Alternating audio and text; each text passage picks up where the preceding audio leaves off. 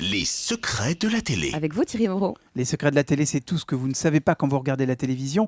On s'intéresse aujourd'hui au tournage des séries américaines.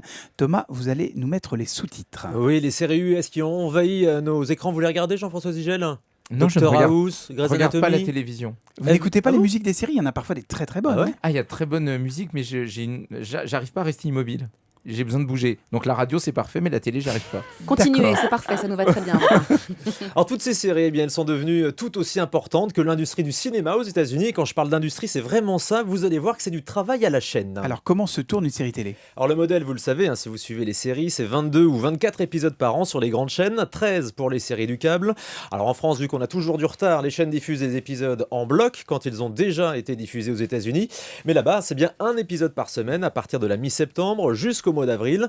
Des épisodes qui sont donc tournés au fur et à mesure de l'année et quasiment en temps réel. Il n'y a que 4 semaines entre le moment du tournage et la diffusion à la télé. Mais alors comment travaillent les scénaristes pour coller à ces délais si réduits? Eh bien aussi, ils travaillent au fur et à mesure, ils écrivent les épisodes semaine par semaine, ça leur permet aussi d'ajuster du coup les intrigues en fonction de ce qui marche ou pas. Si un personnage est apprécié du public par exemple, eh bien ils le mettront plus en avant.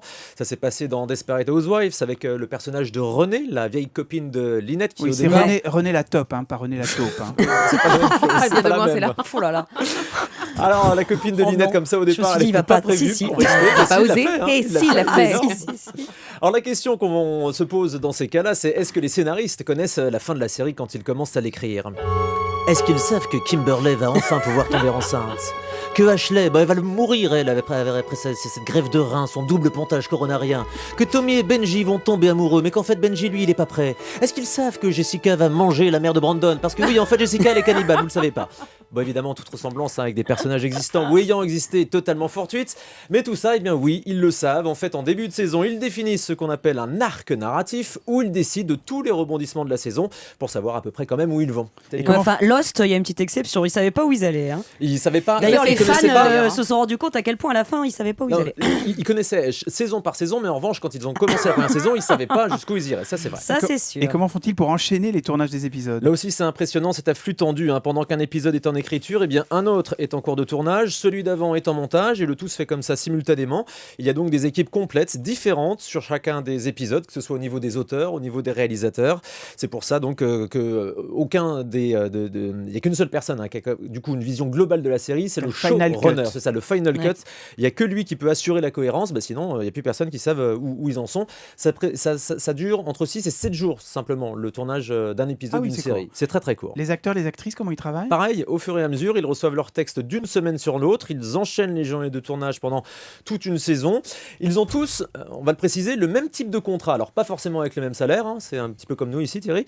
Avant de commencer une nouvelle série, les producteurs leur font signer obligatoirement des contrats pour une durée de 7 ans et le contrat n'est ensuite renégociable qu'au bout des 7 années où là les acteurs peuvent être augmentés. Ça s'est passé notamment pour Hugh Laurie, le Dr House l'année dernière. Il touche maintenant $400,000 par épisode. C'est pas mal. Vous multipliez par 24 pour avoir une idée de ce qu'il met sur sa fiche d'impôt à la fin de l'année, c'est pas mal. En moyenne, les acteurs et les actrices touchent entre 200 000 et $500,000 par épisode. Je vais changer de métier, moi. Hein. Non, restez avec Mais nous. c'est aussi des prisons dorées parce que du coup ils peuvent plus faire autre chose. Ça dépend. D'autres- Ah bah c'est dur de faire du cinoche en même temps. Demain, d'autres secrets, vous nous parlerez de quoi? Eh bien, on va s'intéresser aux émissions de témoignages comme toute une histoire sur France 2. Comment sont recrutés les invités qui acceptent de se livrer, de se mettre à nu comme ça sur les plateaux? Y a-t-il des professionnels du témoignage?